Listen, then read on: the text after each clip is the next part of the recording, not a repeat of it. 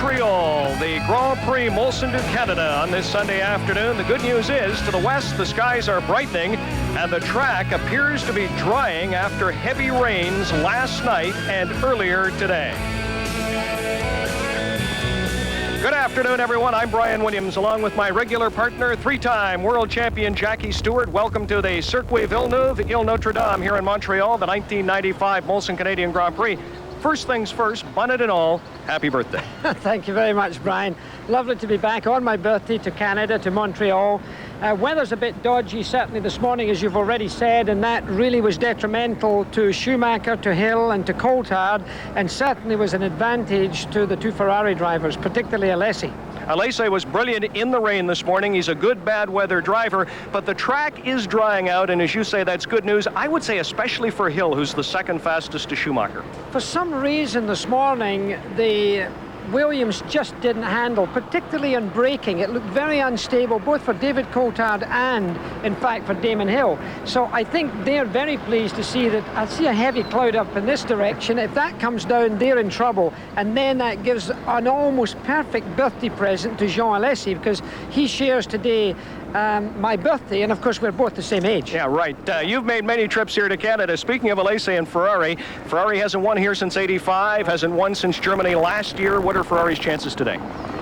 If it's dry, I have to say that Schumacher has the best chance. I think Hill and Coulthard will be in there.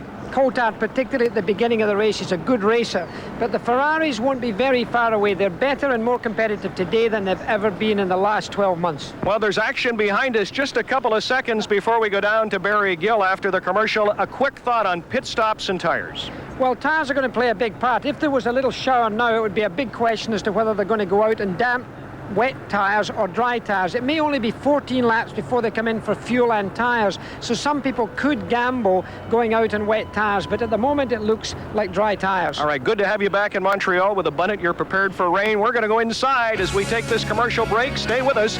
When we return, Barry Gill will take his traditional walk down the grid as the coverage of Grand Prix Molson du Canada continues. Brought to you by Molson Dry.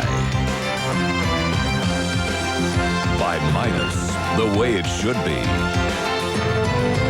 And by Quaker State, the intelligent oil for long engine life.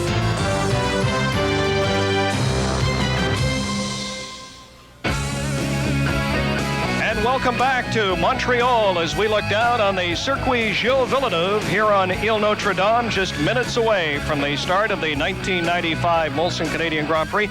Jackie Stewart, we have moved inside so often, and you and I have worked together for, I think, 10, 12 years. Yeah. We've had races that are lopsided. We've had drivers come in here. I think of Senna, I think of Mansell, that have won virtually every race. It's at least a little more competitive this year. This year's been very good. At the beginning of the season, we had, in fact, the Williams cars pretty dominant, and Damon Hill was leading that pack.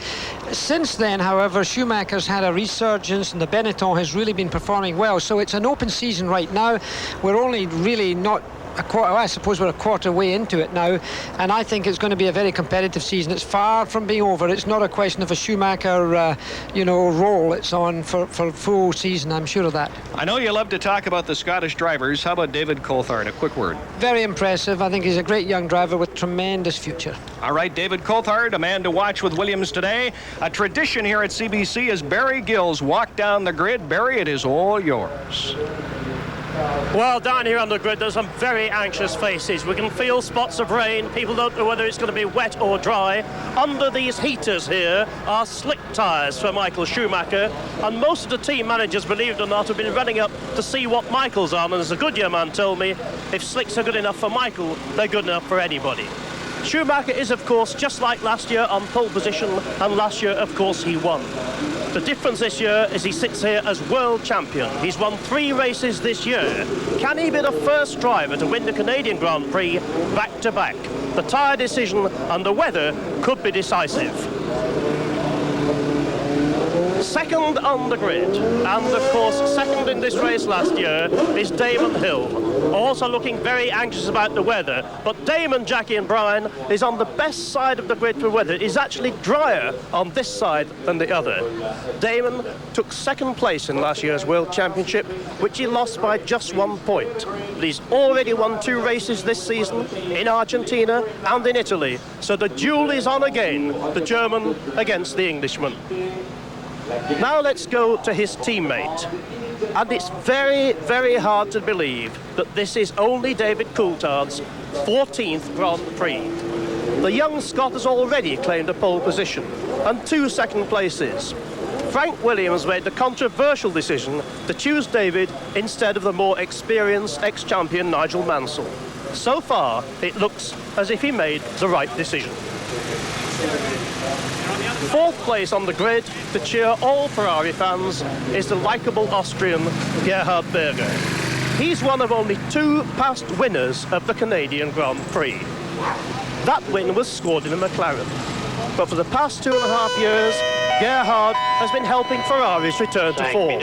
He's 3rd in the World Championship. He's won 4 third places this year, and he's probably one of the nicest people in the sport. His teammate is Jean Alesi, who today celebrates his birthday. And there could be no better present for John than to win this race, his first Grand Prix win in Ferrari number 27, the car we remember as Gilles Villeneuve's car. This will be Jean's 91st bid for a victory. The Ferraris are getting better and better. Jean has scored 2 second places already this season. Can he go one better today? Completing the 3rd row of the grid, we go over to Johnny Herbert, the young Englishman. And Johnny has his best ever chance this year to show his true ability as the partner to world champion Michael Schumacher. His response has been excellent. Johnny was 2nd in Spain, he's got 5th place in the championship, but he's still to score points in Canada. Will today be the day? It's perhaps strange to see a red and white car so far back on the grid. 7th position for car number 8, and this is Finland's Mika Häkkinen. He must be the youngest McLaren team leader since the great days of Emerson Fittipaldi. He's only 26, and he's trying to give this famous team its first win since 1993. Last year, you may remember, Mickey was 7th. Now from a Finn to an Irishman, a very popular, hard-charging Irishman, Eddie Irvine. The 29-year-old man from Dublin spent 4 years racing in Japan before his fellow Irishman, Eddie Jordan, persuaded him to come to this team. They're looking for their first points here since 1991, and I today wouldn't bet against it. 3 minutes. Teammate, of course, is Rubens Barrichello. Like his fellow Brazilian Emerson Fittipaldi, he began his career in go-karts. He won the British Formula 3 Championship in 1991 when he was just 19 years of age. He's still only 23. This has been an unlucky season for him so far. He's still looking for his first points. But remember, this year, the Jordan is powered by the Peugeot engine. They're expecting great things. This is car number 7, the 2nd McLaren, and sitting in it is Mark Blundell. He replaces Nigel Mansell, so there's a tremendous pressure on him. But the 29-year-old Englishman has more than repaid the faith of the team. He scored points in Monaco and Brazil. This, by the way, will be Mark's 4th Canadian Grand Prix for 4 different teams. Let's go over now to see the French driver, Olivier Panis, in the Ligier. This will be the 22nd Grand Prix for Olivier. The Ligier team now has Mugen Honda engines, and Olivier finished 6th in Spain. But that's the only point scored by the team so far. Remember that Jacques Lafitte won here for this team in 1981. Can we expect a repeat performance soon? Michael Schumacher isn't the only star from Germany. This is Heinz-Harald Frentzen. who's finished in the points 3 times so far this season. And their results have really cheered the Sauber team, who have swapped their Mercedes engines for Fords. Heinz Harald is 28 years old, and he's regarded by many people in Germany as an extremely exciting prospect. And the Sauber team don't pick drivers lightly. If you notice, he too is on slicks, so it's slicks all the way down the grid so far. Let's have a look at car number 9. This is Gianni Morbidelli. He's in his 2nd season so far for the Arrows team, which now has the Brian Hart V8 engines. That noise means that the engines are about to start.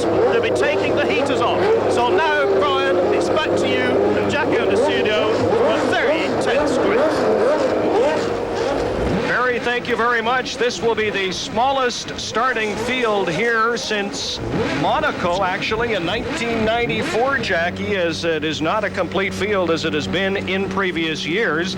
We take a look on board with the Ferraris. Ferrari, there's Gerhard Berger. Berger won here for McLaren in 1992, and Ferrari trying to win for the first time here in Montreal since Alboreto in 85. As I mentioned at the top of the show, though, Ferrari did win in Germany last year. With Berger, in fact, very mature driver, as they're now prepared to go off. As you can see, the cars going off in this one pace lap, you could call it. And they will go around there checking the lines, because in the very first lap not all of them can be in the groove, and you can see the dry groove that the drivers are going round on right now. In this very first corner alone, Brian, we are going to see that groove, and you can see it's bone dry, but all of the cars won't be able to go around on that. What's going to happen is a few of them are going to get out of line, and we could easily see a few spin outs and incidents in this very first lap. In addition to which, because the track is slightly damp, they won't be able to get their tire temperatures up to what they normally would be. So although they're weaving around a little bit to get the tire temperatures up, with the dampness they won't be up to their normal working temperatures. So this first lap could be very tentative for some, more than exciting for others. 24 cars will start this race here in just a matter of minutes in Montreal.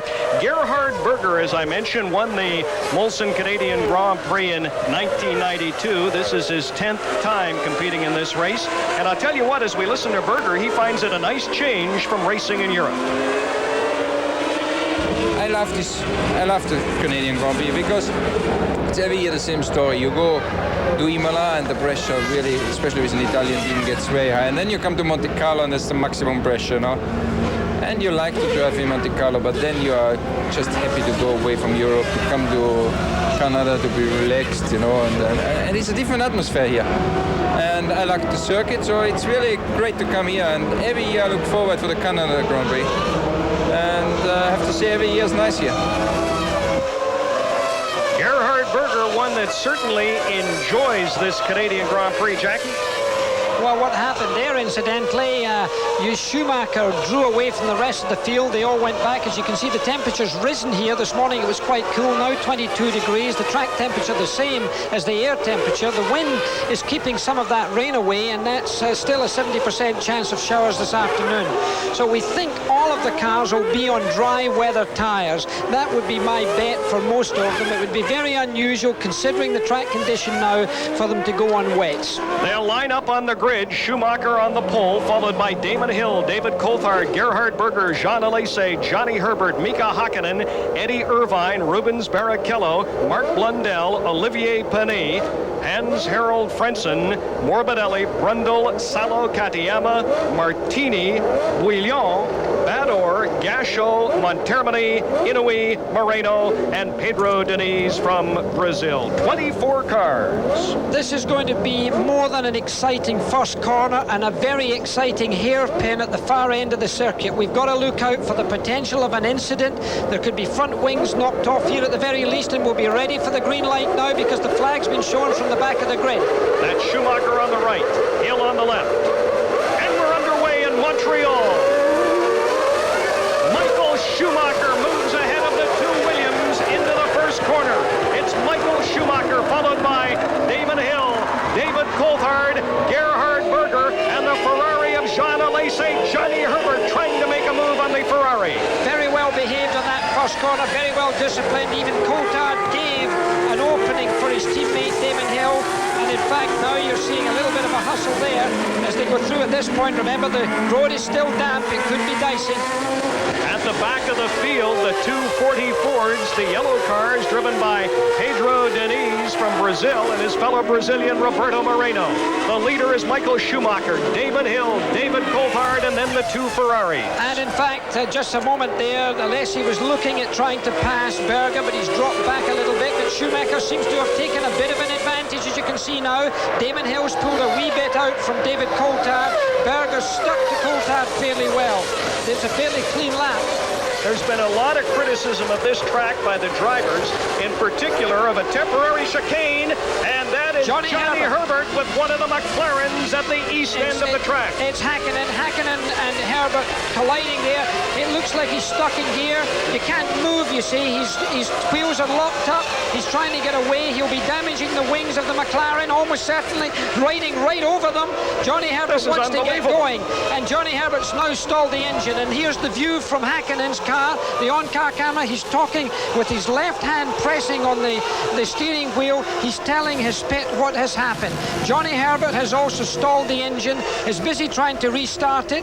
The car of Hakkinen is stuck in gear and he can't get it restarted. It's a sequential semi-automatic gearbox. They're thinking about throwing the red flag because they can't get the thing clear. Here's a rerun. Hakkinen comes in the inside. Herbert turns in, but Hakkinen just hasn't got the corner. He drives right in there between the wheels of that car, and now Herbert tries to drive over the McLaren's front end. Whose fault was it? I think it was slightly cheeky of Hakkinen, but at the same time, I think Herbert turned in not thinking that Hakkinen would do the job.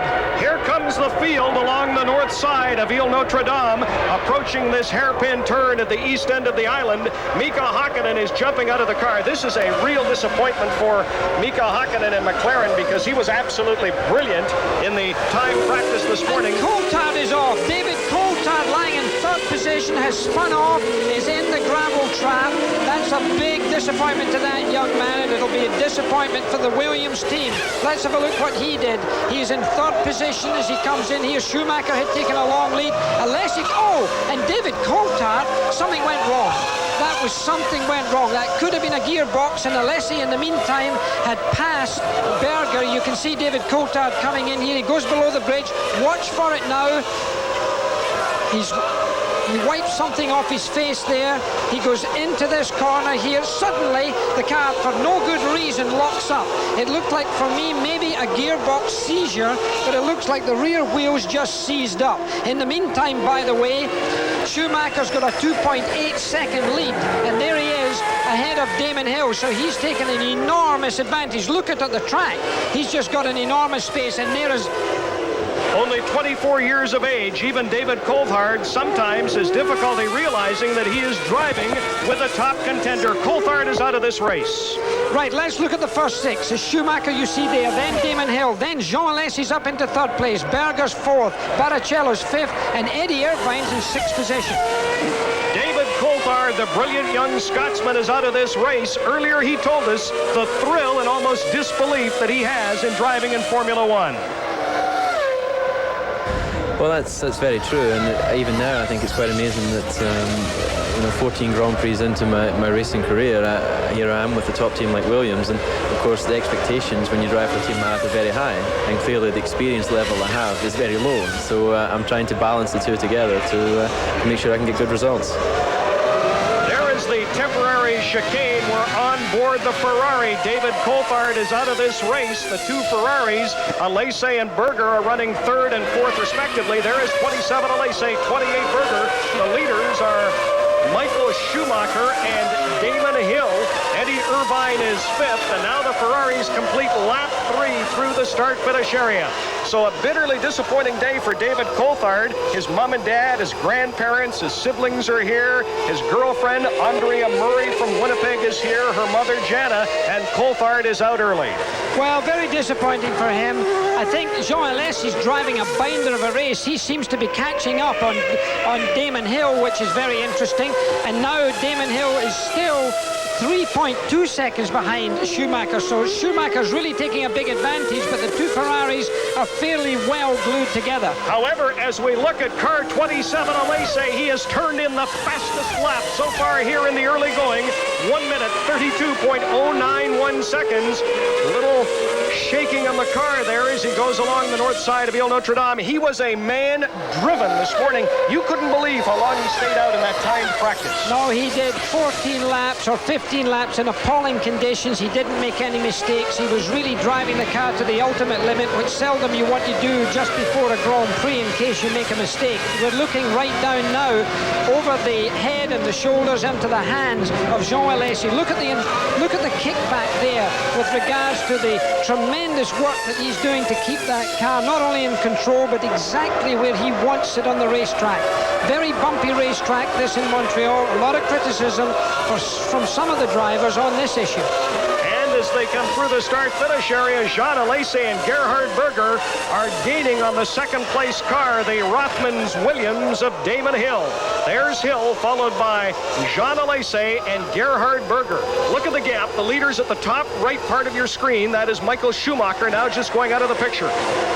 The race right now is to see whether Alesi can catch Hill, and that's going to be a hard job for him. But Alesi, if he really gets up behind him, is one of the most terrifying drivers to have behind you. So he is now 2.15 just behind Damon Hill. Berger's a little bit further back from that. Then Barrichello, there's quite a big gap from Barrichello, about 11 seconds back to Barrichello, and then another 1.5 to Eddie Irvine, who, by the way, I think is the find of the season so far.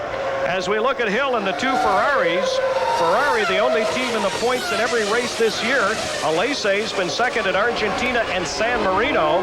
And how about Gerhard Berger? He has 4 third-place finishes, and they still await that new V10 engine. We expected it might be here for Montreal. There's the temporary chicane. The drivers hate that. It was put in after the death of Senna last year at San Marino for safety reasons, but Jackie, the drivers detest it. They don't like it at all. There's Barrichello, who's in 5th position right now. Rubens Barrichello, a hero, an absolute hero in Brazil. He's now got bodyguards when he goes there. He's got an entourage bigger than Muhammad Ali's. Eddie Irvine, his own teammate, also in the Peugeot engine, right behind him with the orange helmet. He comes from Northern Ireland. And then you have Frenchman driving the Mercedes engine, the Ford engine Sauber. They were Mercedes last year. That's a good situation for Frenchman to be up there in 7th position at this time.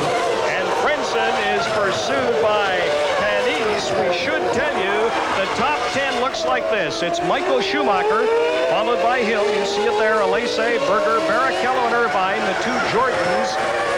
And following Irvine, it's Frenchman, Panis, Brundle, and Salo now rounding out the top 10. Mika Salo, driving for Ken Tyrrell, is in 10th position. The leader is Michael Schumacher in the Benetton Renault. Let me ask you, you talked about engines as we look at Michael Schumacher, and you can always tell Schumacher with that red on the nose of his car. Let's stay with this shot for just a minute, and hopefully we'll be able to see this shot. We'll see Berger, or we'll see Schumacher rather, come through this temporary chicane. Here's the one the drivers hate. Yes, they don't like it because it kind of in the middle of nowhere, and it looks like it could be a gymkhana in a parking lot, really. Instead of being a real challenging and threatening corner. That was one of the great corners, you know, in motor racing years ago. But with the Senna accident, it was made very clear that that type of speed that gained there was just no longer acceptable. There you see the enormous lead that Michael Schumacher has. There you see Alesi tightening right up on Damon Hill. Berger's dropped a little bit behind Alesi, so you can see it's Alesi that's the story here right now, and this is 31st birthday trying to catch Damon Hill. So it's Michael Schumacher by now 5.5 seconds over Damon Hill. Hill followed closely by the Ferraris of Jean Alesi and Gerhard Berger. We'll return to Montreal and coverage of the Grand Prix Molson to Canada right after this.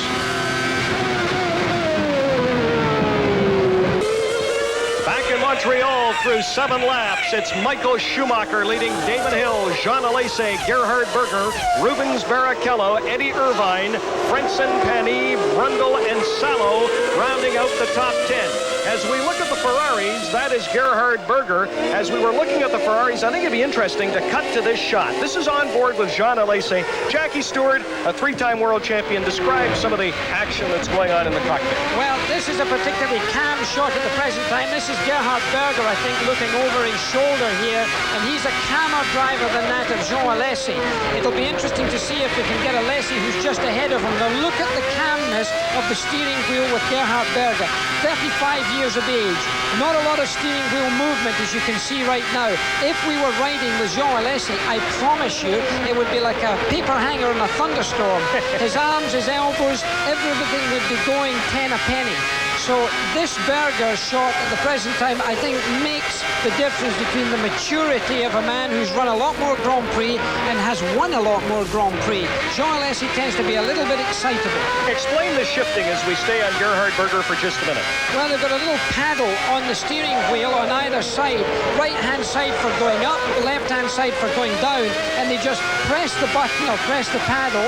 It's like a flipper. It's on the steering wheel. On the steering wheel itself. They don't have to take their hands off the steering wheel. Incidentally, it looks like the Ferraris are no longer gaining on Damon Hill. It looks like that rush has kind of pacified itself, and it would seem that the tyres and their temperatures have cooled Alesi's ardor to get really close to Hill. But Berger seems to be dropping back a little bit from Alesi. So the Ferraris again running third and fourth. Alesi and Berger behind Michael Schumacher and Damon Hill. Rubens Barrichello is currently running fifth. Eddie Irvine is currently running sixth. And that shot you saw there was the shot coming from Michael Schumacher's camera that's right in the nose of his car. Michael Schumacher driving a very well-balanced race right now. He's got his cushion.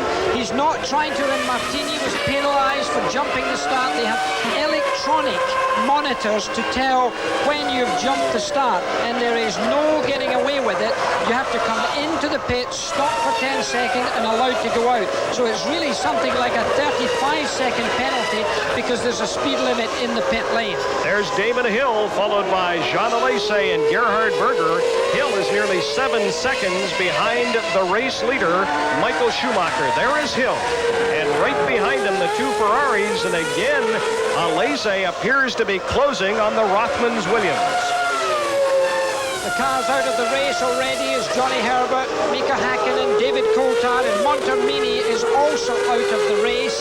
These cars, the first three were involved in incidents, no injuries to the drivers. It looked like David Coulthard's had a mechanical failure to cause a spin in almost a straight piece of road. You know, as we look at Damon Hill, you knew his father, the late great Graham Hill, very well. And right behind him was Jean Alesi. Into the pits, his car. It's Gasho. It's Gasho, car 16, the Pacific Ford. Gasho is coming in. Gasho was running well back. He, in fact, was running in 18th position before he came in. You expect maybe 2 pit stops today. This is certainly not scheduled. No, this is no scheduled pit stop, but Alesi seems to have closed up yet again on Damon Hill, and Berger hasn't lost too much ground on Alesi again. There must have been something that allowed Damon Hill to lose a little bit of time. He may have made a small error of judgment. It's usually the case rather than Alesi going faster. The biggest thing in this kind of racing with those sort of conditions, with those sort of drivers, is he who makes fewest mistakes. You know, you talk about mistakes as we look at first Damon Hill. I was talking about the late Graham Hill. There's Alesi all over him and Berger. You were saying today that Alesi sometimes tends to drive a little with the heart instead of the head. He's almost too aggressive. Well, the fact that he's raced in 91 Grand Prix, including this start today, and not yet has won a single Grand Prix, I think speaks for itself. He's a heart over mind man, and none of the great drivers or the great champions of the past have ever been in that way. I think the closest Alesi is in fact to Gilles Villeneuve, who drove in a very similar fashion. You don't win races that way. Graham Hill, the father of Damon, whose car you're looking at right now, was the other way round. He was a thinking driver, not anything like the same skill level and natural ability as Jim Clark, for example. Another car coming in and out of the pits. Talking about Jean Alesi has now moved to within a half of second of the second place car of Gerhard Berger, and these look to be penalties as they're coming in.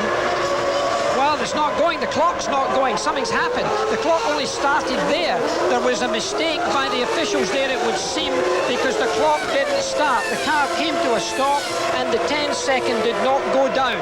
That was a Minardi, and also the Tyrrell of Katayama. And they were in, apparently, for a penalty. Well, it looks like jump starts for Salo, for Katayama, for Martini. These were jump starts, it looks like. These penalties that we just witnessed there, but there was some confusion with the officials. Cars 3, 4, and 23. That would be Katayama and Salo, both Tyrrell cars, and the Minardi Ford of Pierluigi Martini were all served 10-second penalties for jumping the start. And again, the start is monitored electronically. There's Gerhard Berger. Berger is running fourth behind Schumacher, Hill, and Jean Alesi. There's Hill, followed by Alesi and Berger, and the Ferrari seems to get right up, but just cannot get past that Rothmans Williams. And there you see the low camera, I think, in Jean Alesi's car. That's what it looks like. The high camera is in that of Berger's. You can see at the top of the airbox that protrusion, kind of silver in color. That's the camera when we get another tight shot. You can see they're fairly evenly placed, however. The fuel stops will come, by the way, within the next 4 to 10 laps. The first fuel stop where they will also do tires. And as we take a break in Montreal, it's still Michael Schumacher by nearly 8 seconds over Damon Hill. Hill followed closely by the Ferraris, then the two Jordans. Montreal, you are looking at the two Ferraris. They are running third and fourth, Alesi and Berger, as they pursue the second place Rothmans Williams of Damon Hill. There's Hill. Alesi now closing up on Hill. It is Denise in one of the 40 Fords, the yellow car, in between the two Ferraris. Berger will now pass the 40. Well, he were held up a little bit passing the 40, but Alesi gained considerably under braking for the first corner, and you can see he's right. And that was, I mean, really a very good move by Alesi, taking advantage of that traffic, and really has closed up on Hill. Jean Alesi, car 27. He is 31 years of age today. It is also, as we mentioned at the top of the show, Jackie Stewart's birthday. He is French and Sicilian, driving in his 91st Formula One race, his best finish. Second, he's had a number of second-place finishes, including Argentina and San Marino this season. And you can see again, looking down on the hairpin, that Alesi drops back a little bit there and seems to catch up on other areas, such as this, for example. During practice, Damon Hill spun a couple of times, if not 3 times, at the very slow artificial chicane. Definitely there, Alesi seems to catch him up. They are turning laps at roughly 1 minute 30 seconds. That compares to 1:50 this morning and 1:28 for the best time, 1:27 and change in qualifying. Damon Hill, Jean Alesi, and Gerhard Berger. That is the battle for second place. And Hill seems to, when he needs to, pull ahead ever so slightly, slow down, but the Ferrari still unable to get past that Williams Renault. They've now completed 14 laps. Damon Hill driving with a little bit of understeer. When that's understeer, where you see the front wheels pointing a little bit more into the corner than you think they should be, the car isn't handling quite as well as it normally should. Barrichello you were looking at there, or Barrichello as the Brazilians call him. There he is. He had a big accident yesterday, has recovered well from that. Damaged the car severely, was able to go out in qualifying slightly later, but boy did he hit the wall. I tell you what, both Barrichello and Irvine, great stories for Jordan Racing. Barrichello, a 23-year-old Brazilian, driving in his 37th Formula One race. His best finish was third at the Pacific Grand Prix in Japan last year. His first Grand Prix was South Africa in 1993, and you know him well, Jackie. He is a former Formula 3 champion in Britain in 1991. Well, in fact, he beat David Coulthard, who was driving for my son's racing team, Paul Stewart Racing. He beat David Coulthard into second place in the British Formula 3 Championship that year. He could have lucked out on that one a little bit, but nevertheless, he won it, and he did very well in 3,000. And very quickly, let's go down to Barry Gill. Barry? Mika Häkkinen, after a very good practice, that was very disappointing. What happened? Yeah, really disappointing. I have to admit, it happened in the first lap in a tight hairpin. I was overtaking Benetton inside under braking, and circuit was still a little bit wet and damp, and I locked my front wheels just when I was planning to pass, and a slight against to Herbert. And Herbert spun in front of me, and naturally I stopped also. And my race was basically finished. So you were just locked together, basically? Yeah, that's correct, yes. Mika, I'm very sorry. Better luck next time. Thanks for talking to us. Thank you very much. Thank you. So Mika Häkkinen, the lead driver for McLaren, the 26-year-old Finn, is out of the race. The leader is this man, Michael Schumacher from Germany, seeking his 14th career victory. He has won 3 of 5 races so far this year. And he now has a 7.5-second lead over Damon Hill. Very clean driver. That's the cluster of 2nd, 3rd and 4th you're looking at right now. Those 3 cars that you just saw go out of your camera. They're now coming up on back markers. Those are the cars that were into the stop and go penalty, so they've got a little traffic coming up, and this is where Alesi could work the traffic very well. Damon Hill should be given a free run through that. They'll show a blue flag to the slower cars that are being lapped, but if Alesi can take an opportunity, that could be a major issue, because those 2 cars are very close together and are running their own race, want to do well together. So let's see what this happens. This could be a real hustle here. Damon's probably catching him at a good place. He can accelerate out of here with a superior power. He's probably got 60 horsepower advantage over the Pacific there, or excuse me, Katayama there, and he may be able to get past before he gets to the next corner. Whether Alesi will get past is another thing. And once again, let's join Barry Gill. Johnny Herbert, sorry to have to talk to you like this so early in the race. What happened?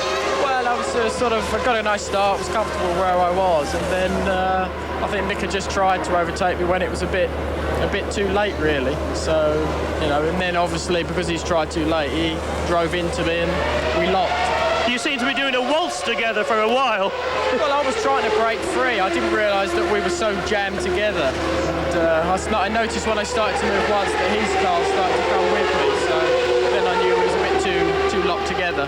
But after a super practice, it must be very disappointing. Yeah, well, that's the main thing. We did a better job this weekend, and then it would have been nice, I think, for the race, because the car we always thought if it was dry was obviously going to be very competitive, and I think as Michael's proven already. I'm sure it's going to get better, Johnny. Thanks for talking to us. Thank you. And there is Jean Alesi. You saw at the bottom of your screen, car 27 moving into 2nd place ahead of Damon Hill. So there is 27 Alesi. Hill is now 3rd, and Berger is running 4th. Here is the pass. Into the hairpin where you would expect that he just hustled alongside Damon Hill. The Williams has not been braking as well as it should have been all weekend long. It's definitely a handling issue for them at the back end. Here you see the on-camera look. He's slightly squirrely. Then he realizes that he's got a man alongside him. He pulls out, and there's Alesi. Goes right through there. That was a very commanding way he did it, but I have to say that Hill in the Williams was a little tentative, which I kind of would have expected. Now the Tyrrell in between Damon Hill and the number 28 Ferrari Gerhard Berger. So Jean Alesi, who was brilliant in the time practice session here this morning, is now in 2nd place. Ferrari trying to win here in Montreal for the first time since 1985. Well, Gerhard Berger passed Katayama there in a very calculated fashion without any fuss. And now Damon Hill, he's trying to get past who's that he's trying to pass right now? I'm not quite sure, but he's really on the tail end right now. Damon Hill can't afford to lose any time on that one at all. That's one of the Minardis. That is the Minardi of Pierre Luigi Martini. So he goes by the Minardi, and right now it is still Michael Schumacher. The lead, though, is now nearly 11 seconds over the Ferrari of Jean Alesi. We'll return to Montreal. Hill is 3rd, Berger 4th, followed by Barrichello and Irvine in the 2 cars owned by Eddie Jordan. It's still Michael Schumacher, Jean Alesi, Damon Hill, Gerhard Berger, Rubens Barrichello, and Irvine rounding out the top 6. But a great fight here as Gerhard Berger is now beginning to move up on Damon Hill.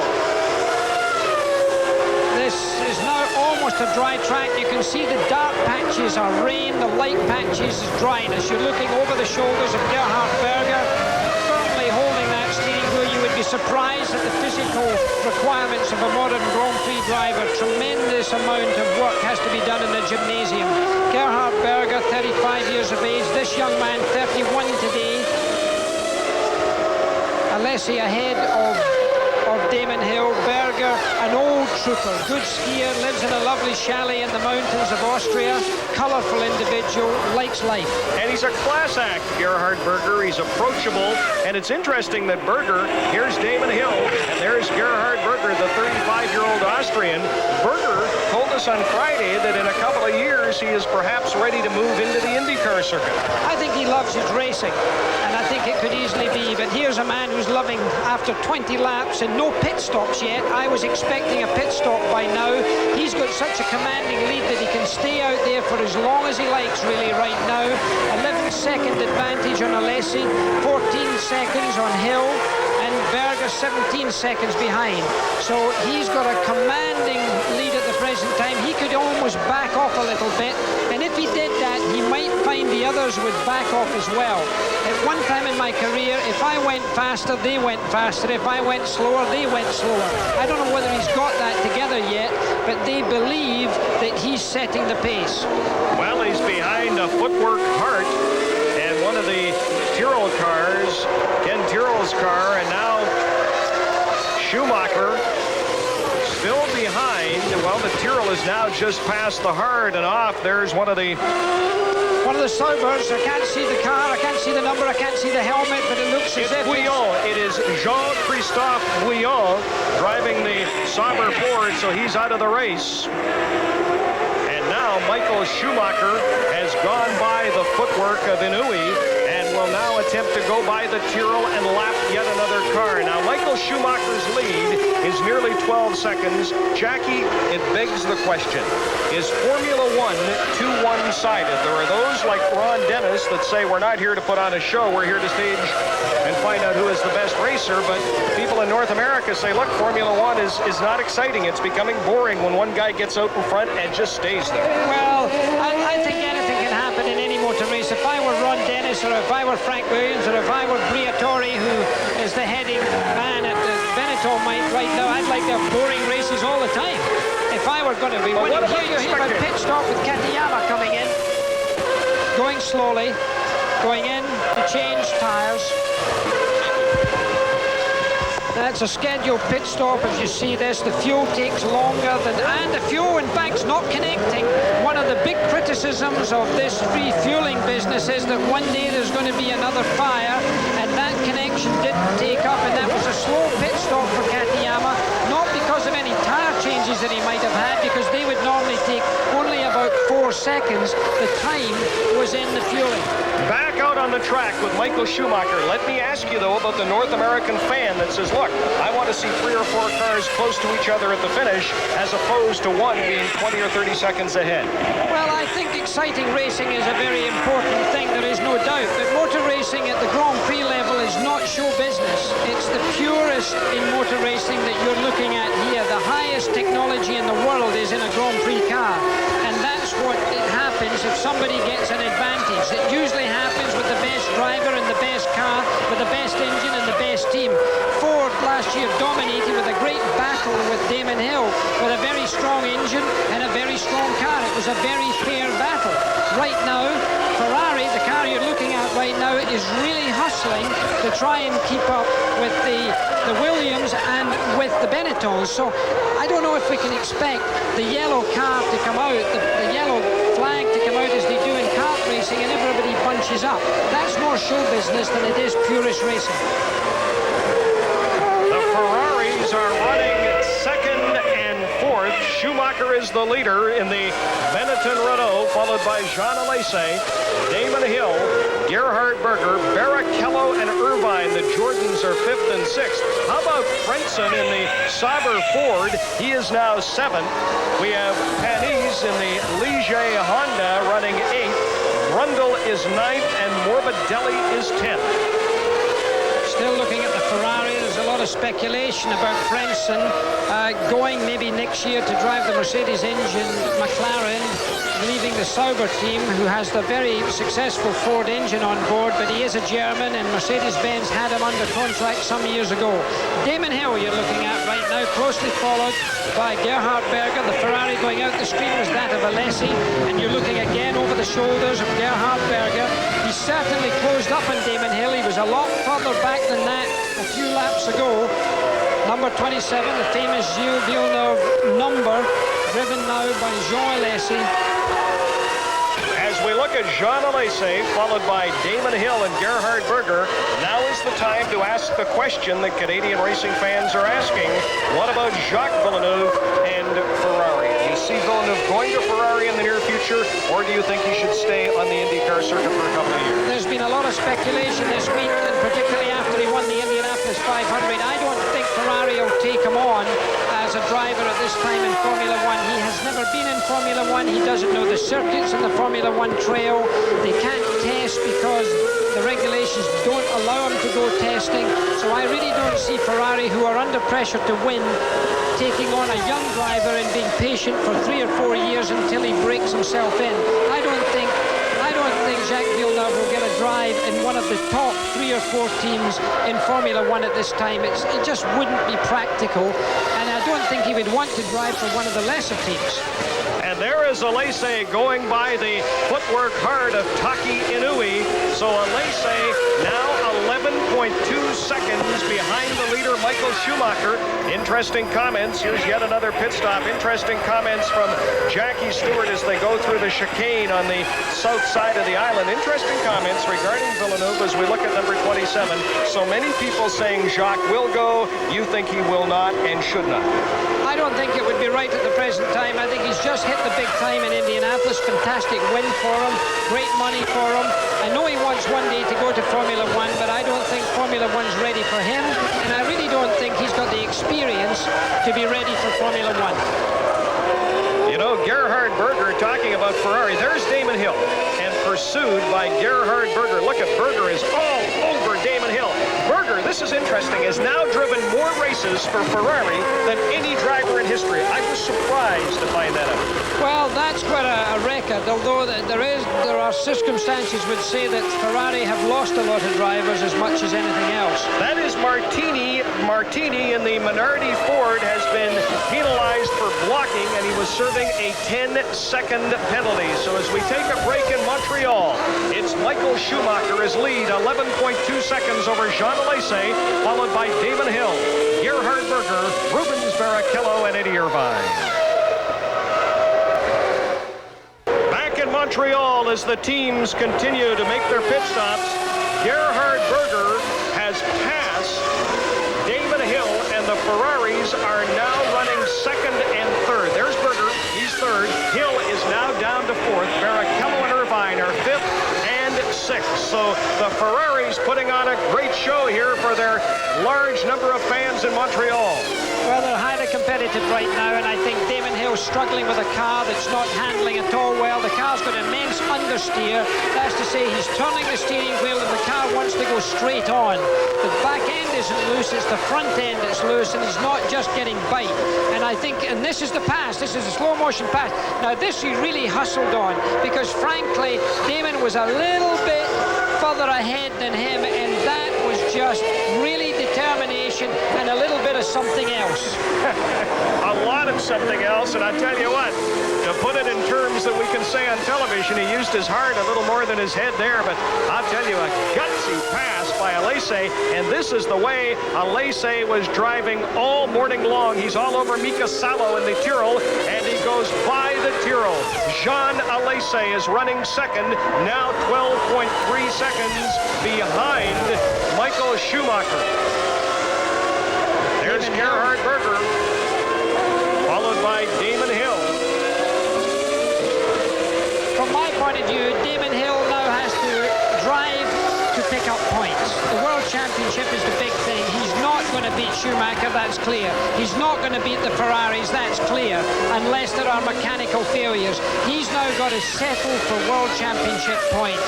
I'm afraid today the Williams simply isn't up to it.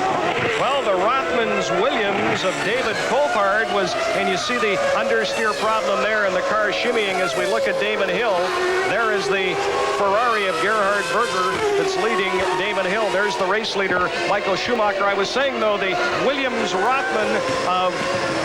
or the Rothmans-Williams car of David Coulthard is out of the race, and I understand Barry Gill is standing by with David. Barry? David, this is a very sudden and sad end to what looked like a great weekend. What happened? Yeah, it's very disappointing, but I had, as you know, during qualifying, a problem with the rear of the car under braking.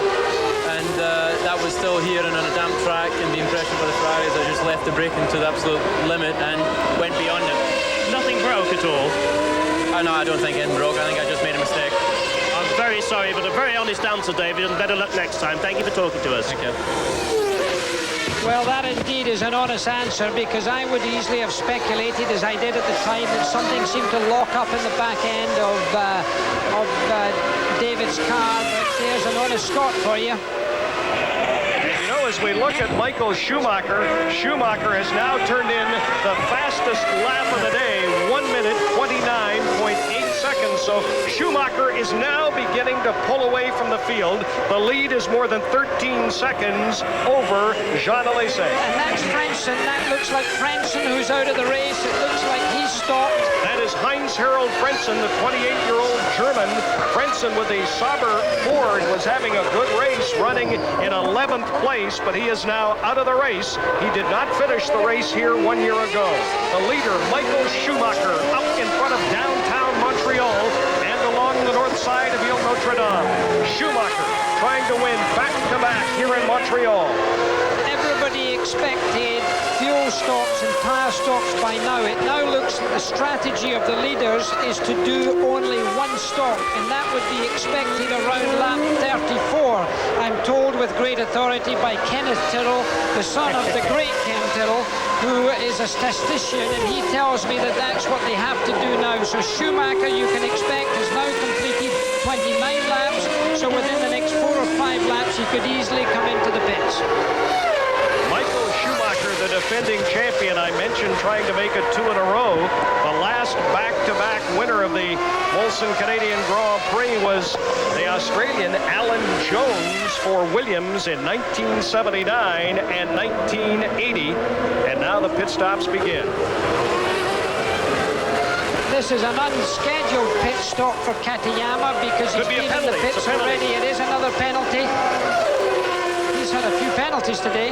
Boy, I'll tell you, has he ever? He is now being penalized, I am told, for exceeding the speed limit on pit lane. So Katayama with the 10-second penalty. This is the Ferrari of Jean Alesi that is now 12.8 seconds behind Michael Schumacher. I mentioned Schumacher trying to become the first back-to-back winner since Alan Jones. Another fellow won this race in 1971 and again in 1972, driving for Ken Tyrrell, Jackie Stewart. Some fella called Jackie Stewart, who most people have forgotten.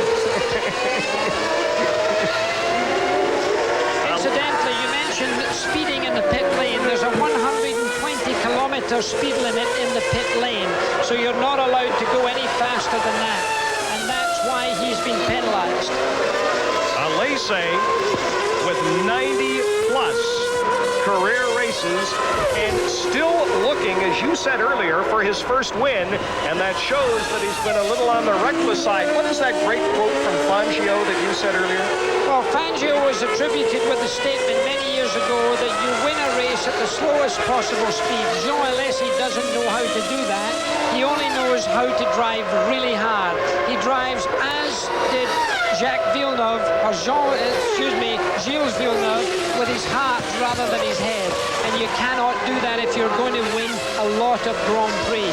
Now, of course, Gilles Villeneuve won 6 Grand Prix, but compared with his talent, he should have won very many more.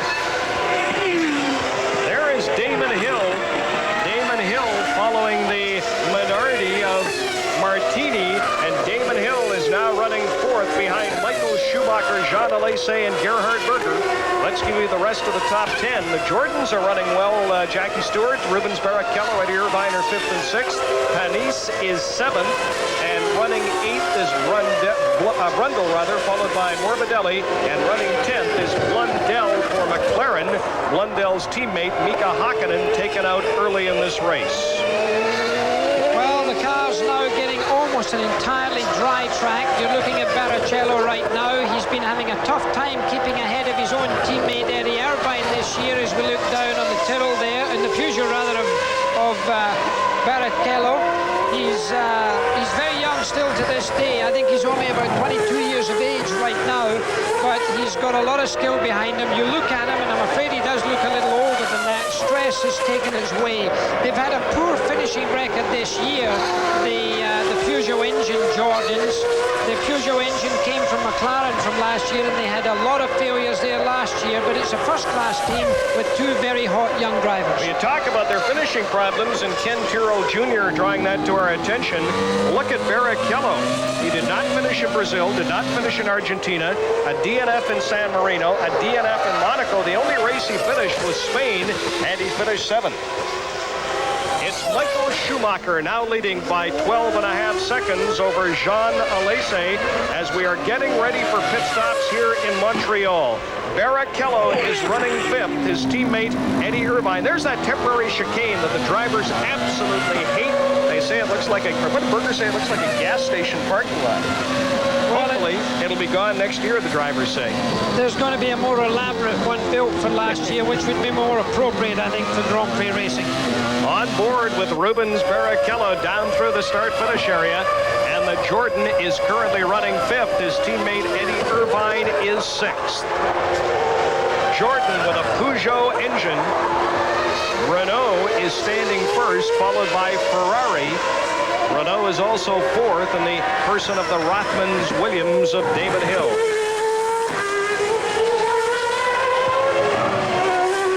Race leader Michael Schumacher. His lead 12.4 seconds over Jean Alesi.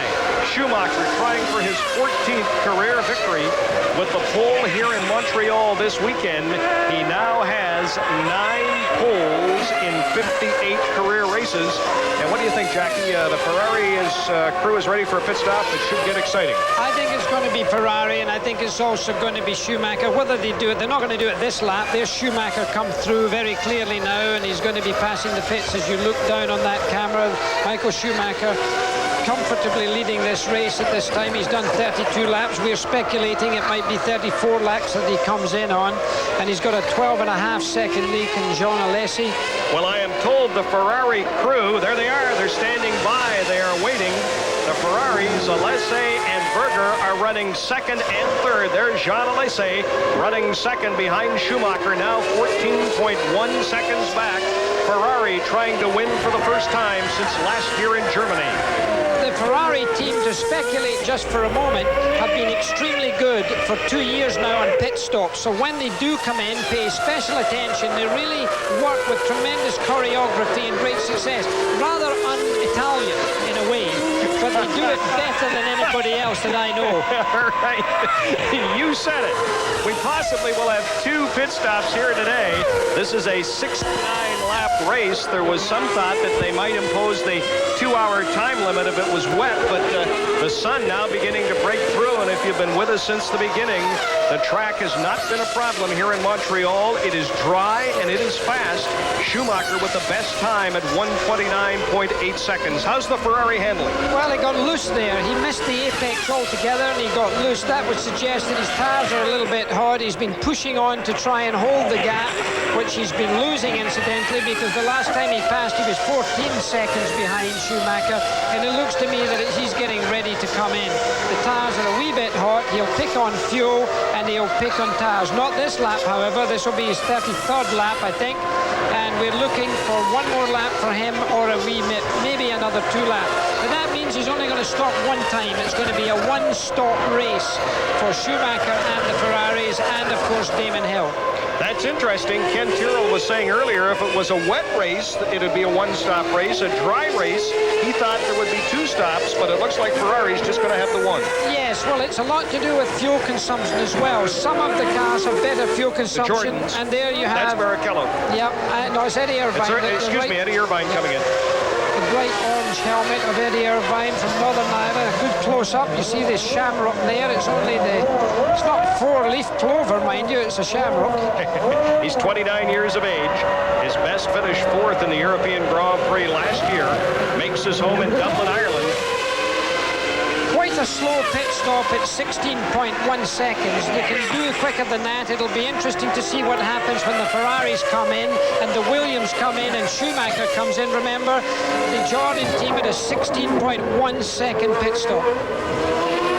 Michael Schumacher, the race leader, now by 15.1 seconds over Jean Alesi, and Schumacher is all over the McLaren of Blundell. Mark Blundell driving the McLaren, car number 7. His teammate Mika Hakkinen out of this race, and into the pits comes Jean Alesi. Now it was 16.01 seconds for Barrichello. Let's get the clock on this. There are more people around there than can eat it. Pit stop's running past 4 seconds right now, past 6 seconds right now. They're getting ready. 8 seconds, 9 seconds past. This is quite slow for them. This is a slow stop for them. A lot of gas going in. A lot of gas going in, and that's what took the time. In fact, Irvine beat him, and there's Damon Hill in as well. The clock, I don't know if the clock's running for Damon Hill. He's gone out. We don't know the time for that right now.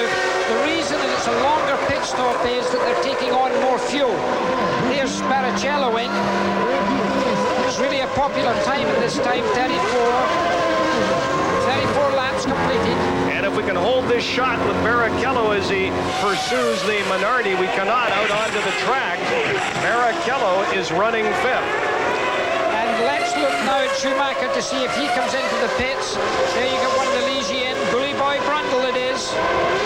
It's been called Bully Boy Brundle's Panis, in fact, that's in that car. Bully Boy Brundle's driving the other car.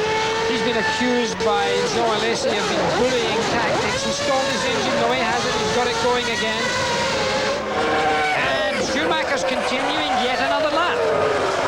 So the race leader, Michael Schumacher, now by 21 seconds. And Berger has taken... Berger's dropping down. He was running 2nd as Alesi had made the pit stop. You think he's run out of fuel, perhaps? He stayed out too long. Berger is coming. No, he's picking it up now. No, he's pulling off. He's not, you know... Berger out of this race running 2nd.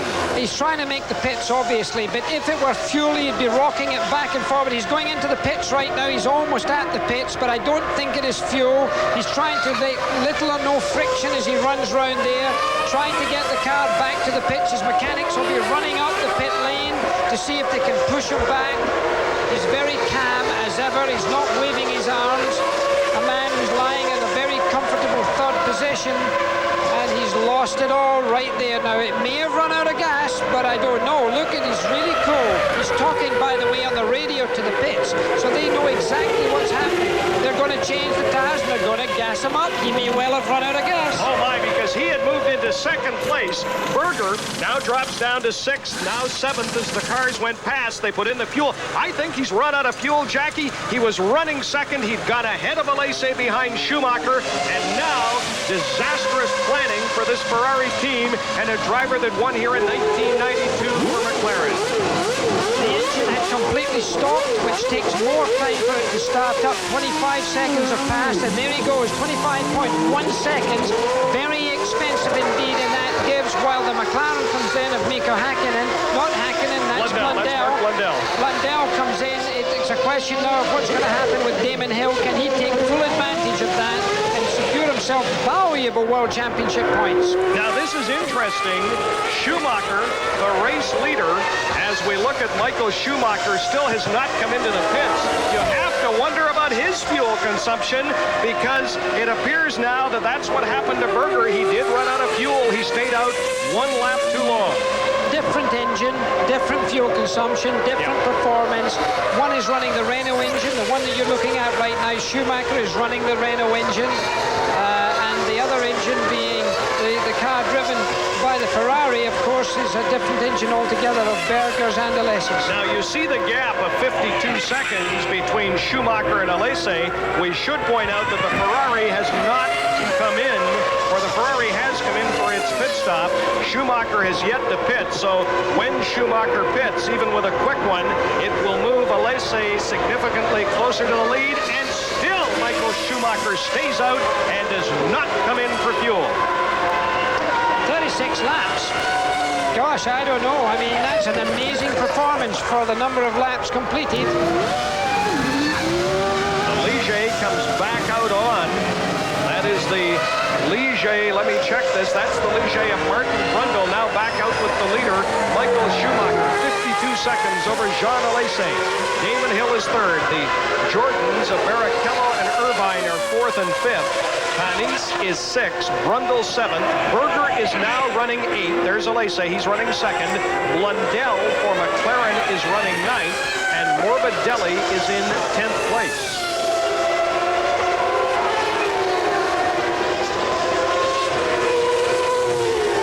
Alesi in second place there comfortably now. Really a man driven. Yet another second place if nothing happens to Schumacher, but in motor racing nothing is for sure. You can make a mistake, you can have a problem on refueling. Don't switch off. You haven't seen the end of this race by a farmer's mile. This is a 69-lap race with a 2-hour time limit. We are just over halfway, whether you go by the lap totals or the clock. And it is Michael Schumacher now leading by 53 seconds over Jean Alesi, followed by Damon Hill and the Jordans of Barrichello. And in he comes, and Irvine. Into the pits comes the race leader, Michael Schumacher. Now let's watch the clock, because he had a 53-second lead on Jean Alesi. Well, this is the full service lane in your gas station right now. You're getting your tires checked and renewed. You're getting filled up with gas. The clock's turned 10 seconds now, keeping the engine revving around 5 seconds, 12.9. Great pit stop. Compare that to 16 plus 6 seconds, or 16 plus seconds for the Ferrari. Back onto the track comes Michael Schumacher. He is still the race leader, and there goes the Ferrari of Jean Alesi right behind him. Oh my, this is going to be interesting. Check that. That is Berger, who is just coming through, who's actually in 8th place and has been lapped. So there are 7 cars. There is Alesi. There are 7 cars on the same lap. And Alesi now just coming through the start-finish area. So indeed, Berger maintains a lead of, I would say, 30-plus seconds. In fact, they've just flashed it on the computer, 30.076 seconds. Well, if nothing went wrong, there's always the possibility that Schumacher may have passed the speed limit in the pit lane. That's all that Alesi can hope for, and that would mean a 10-second penalty, but he's a cool German head. Well, it's Michael Schumacher with a 30-second lead over this man here, Jean Alesi, followed by the Williams, couple of Jordans, and Panis. Jackie Stewart and Barry Gill, I'm Brian Williams. Welcome back to Montreal. 30 laps to go as you look at Rubens Barrichello, pursued by his teammate Eddie Irvine. They are running 4th and 5th, respectively, for Eddie Jordan. The race leader is Michael Schumacher by 26 seconds over the Ferrari of Jean Alesi. Damon Hill is running 3rd. The other Ferrari, Gerhard Berger, is 8th. And our producer, Larry Kimber, tells me that we have it confirmed from the pits by Barry Gill that apparently the Ferrari did indeed run out of gas. Berger did run out of gas, but was able to limp in and get fresh fuel. He was running 2nd and is now running 8th. It'll be interesting to see how much he can make up of that, but that was an enormously expensive mistake by someone, because they've got real-time telemetry. They know exactly the fuel flow, they know exactly what's in the tank, they know exactly the consumption, and really, that is an error they can't really get away with. There is Gasho, I think it was, with his helmet still running on his head. That was Bertrand Gasho. He is out in the Pacific Ford. That is out of the race. There is Barrichello, followed by Irvine. You can always tell Irvine, he's got the bright red helmet. Irvine, the Irishman, Barrichello, the Brazilian, running 4th and 5th, respectively. In the same team, and there's no great love lost between these two. Eddie Irvine's very skilled and talented man. In a way, he has affected mentally, I think, more than anything else. Rubens Barrichello this year by being faster than him in almost every qualifying session, and it's really affected Barrichello quite a lot. And I think Irvine would love to catch up and, in fact, even pass. As we look at the Ligers, let me ask you about Irvine. That is the Ligier of Panis. There are those that say Irvine is not only fast, but he is often downright reckless.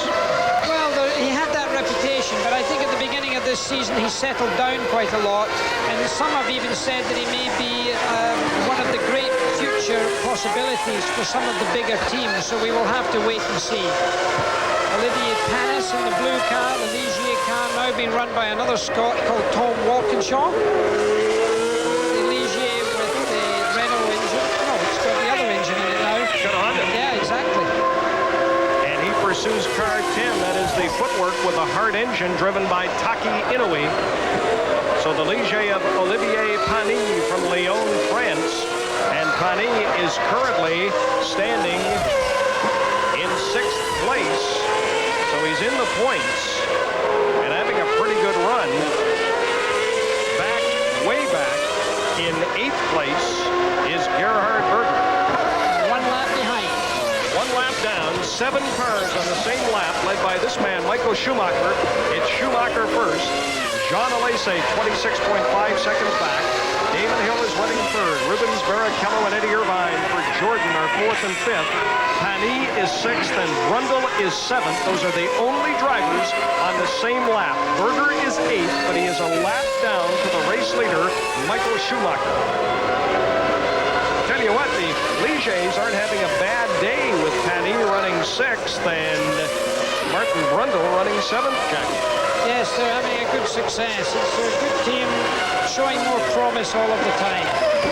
Michael Schumacher, however, has been showing dominance today and, in fact, all weekend. He went out each practice session. He really had no difficulty getting down to the most competitive speeds, almost at the drop of a hat. And from the green flag going on today, he's really taken a considerable advantage, even on that very first lap. He seems now to be able to pace himself almost perfectly, and of course that takes a very good chassis to be able to do that, and surely he's got that. He didn't have it at the beginning of the season. The Williams definitely had an advantage in the early races, but now the Benettons really come with a tremendous package. Well, Michael Schumacher is about to lap the Ligier of Martin Brundle. And let me tell you something about Ligier. Ligier won this race. Remember back in 1981? You remember the driver? Absolutely. I had dinner with Jacques Lafitte last Sunday night in Pau in the south of France. There was a Formula 3000 event, and we had a great dinner with gosh knows how many memories. And one of those memories was his race here in Montreal. We had a great time together. Now, you see the Ferrari behind the race leader, Michael Schumacher. There is the Ligier of Brundle.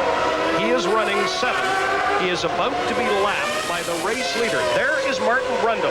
There is the race leader, Michael Schumacher. And behind him is the Ferrari of Gerhard Berger, who is a lap down and running in 8th place. Well, Berger is also catching Brundle very quickly, but you know, there was a great bit of speculation in Monte Carlo that Martin Brundle was blamed by Jean Alesi for holding him up and then taking him out of the race.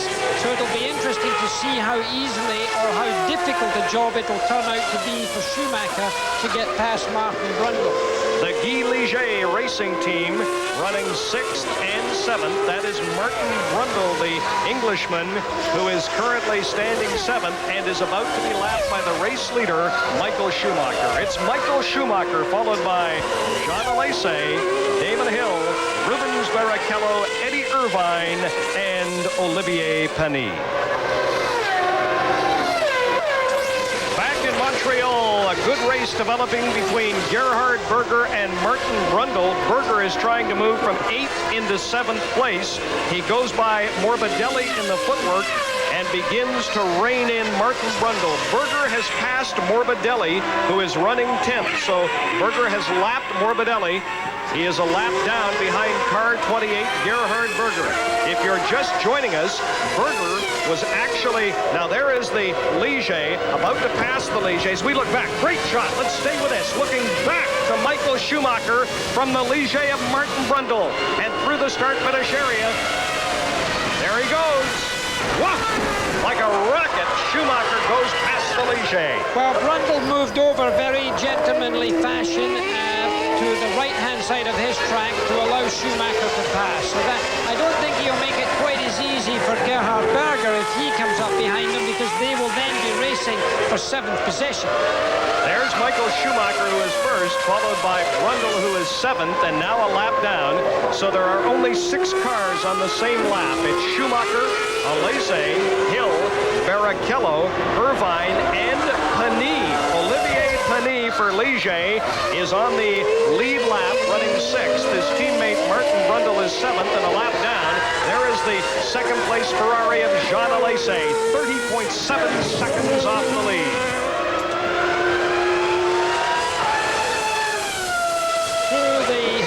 Of a very nicely landscaped part of this island outside, just under the skyline of Montreal, a very picturesque racetrack. You can see the sun has come out, giving the reflection on the ground to Damon Hill's Williams, powering its way out with about 670 brake horsepower. I don't know what the Renault revs to, but the Ford revs to around about 12,500 revs. No, 15,000 revs. Some of them are getting up to now 15,000 revs, which is pretty impressive. Now Hill's being pushed by Barrichello, who is also catching Alesi.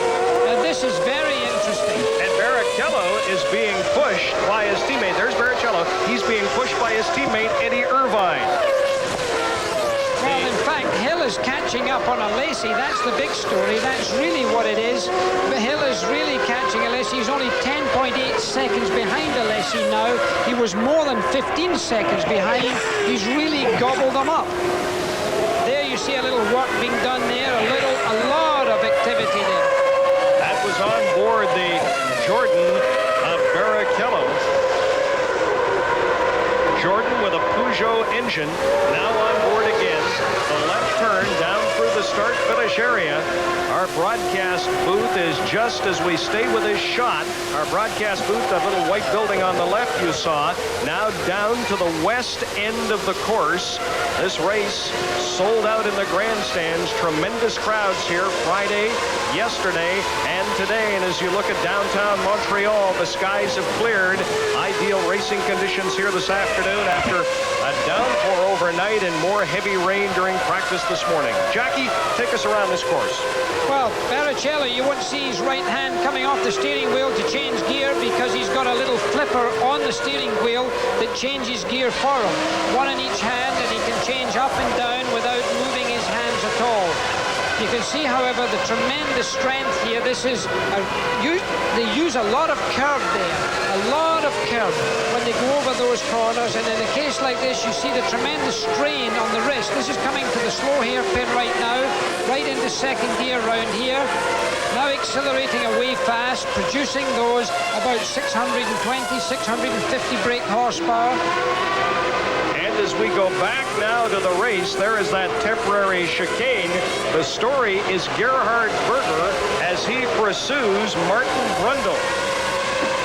Berger is all over Brundle. There is Brundle in the Ligier, and Berger now going by the Tyrrell. Berger is by the Tyrrell. Tyrrell not a factor in this race. There is the Ligier of Brundle. There is Gerhard Berger. Brundle is running 7th. Berger is running 8th. And Katayama, I'm afraid, held Berger up quite considerably at that point. He had worked hard to get very close to Brundle, but that's where the opportunism comes in by Brundle to use the traffic to his best advantage, and it certainly cost Berger a lot of time. Now he's got to regain that time just through hard work and sweat. The Ligier of Martin Brundle pursued by Gerhard Berger. Ferrari's last win here, Alboreto in 1985. The late Gilles Villeneuve won here in 78. Other Canadian Grand Prix winners in a Ferrari, René Arnoux and Jackie Ickx. The all-time winner in this event, McLaren, Senna with 2, Berger with 1.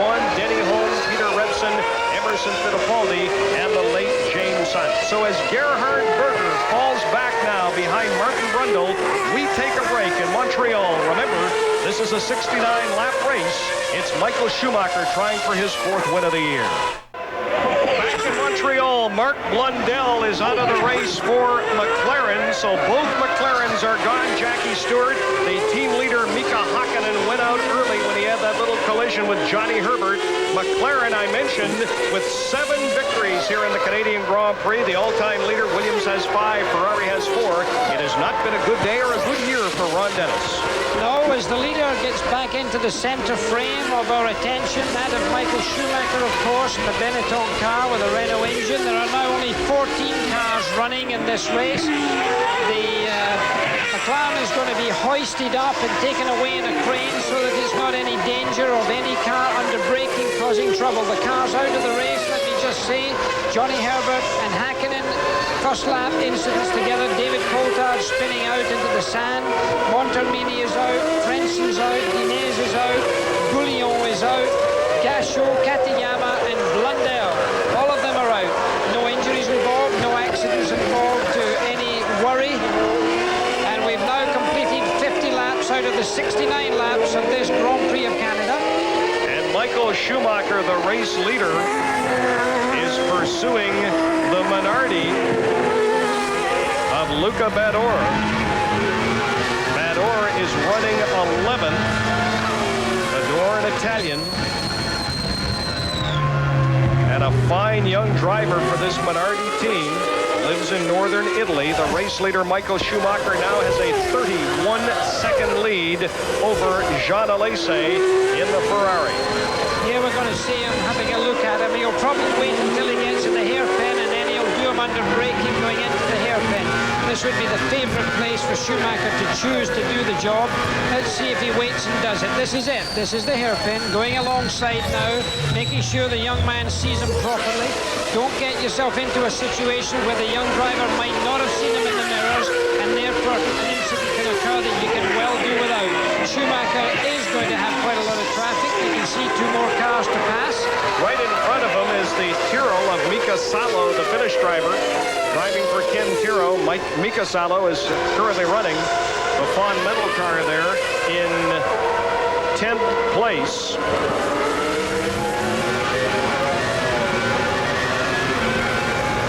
And Schumacher makes his move through the start-finish area as he passes the 40 Ford of Roberto Moreno. Now going by the Tyrrell of Mika Salo. And so Michael Schumacher having no trouble with either the back markers or the front of the field here in Montreal this afternoon. Very clean and very intelligent way to pass. Chose his areas very well. There was no rush. He's got a major cushion there of 31 seconds. No point in throwing it away when mirrors may be used in the wrong direction. There was nearly an incident for Martin Brundle. That could have been a front nose that would have been chopped off by the wheel running over his front nose, and that could have been expensive for Brundle because Brundle right now is in 7th position. And then Damon Hill is out. Damon Hill has dropped out of the race, currently running 3rd. Hill, who was 2nd here last year, is furious. He has run 2 of 5 races. He's won 2 of 5 races this year. He is beside himself. Well, the World Championship, I'm afraid he did it right in front of the pits. He's walking straight into his own pit. He's unplugging everything in a rather aggressive fashion. I'm afraid there's going to be the odd raised voice or a complete silence, one or the other. Now, this is interesting. The 2 cars owned by Eddie Jordan, Barrichello and Irvine, are running 3rd and 4th behind Schumacher and Alesi. Damon Hill is out of the race, so that means Olivier Panis and the Ligier is now running 5th.